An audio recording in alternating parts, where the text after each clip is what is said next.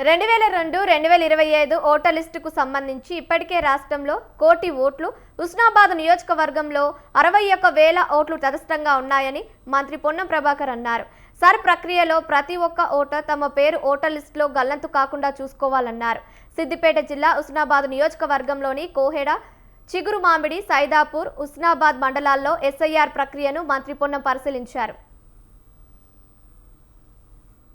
ముఖ్యంగా హుస్నాబాద్ నియోజకవర్గానికి సంబంధించిన ప్రతి ఓటరు 2 ఫోటోలు సిద్ధం చేసుకొని ఎన్నికల కమిషన్ నుంచి వచ్చేటువంటి పిఎల్ఓకు సహకరించి, పార్టీ నుంచి వచ్చేటువంటి బూత్ లెవెల్ ఏజెంట్కు సహకరించి ఆ ఫారం దానికి సంబంధించినటువంటి ఫామ్ నింపి మీ ఓటర్ లిస్టుల్లో గల్లంతు కాకుండా చూసుకోవాలని కోరుతా ఉన్నా. ఇప్పటికే రాష్ట్రంలో 1 కోటి ఓట్లు తటస్థంగా ఉన్నాయి. ఈ నియోజకవర్గంలో కూడా 2002-2025 ఓటర్ లిస్టుకు సంబంధించి 61,000 ఓట్లు తటస్థంగా ఉన్నాయి. కాబట్టి తప్పకుండా ప్రతి ఓటరు, ప్రతి గ్రామ పౌరులు తమ ఓటు హక్కును బిఎల్ఓను సంప్రదించి ఆ ఫామ్ నింపి రేపు జూలై 31 నాడు వచ్చే డ్రాఫ్ట్ లిస్టులో ఉండే విధంగా చూసుకోమని చెప్పి సందర్భంగా విజ్ఞప్తి చేస్తాను.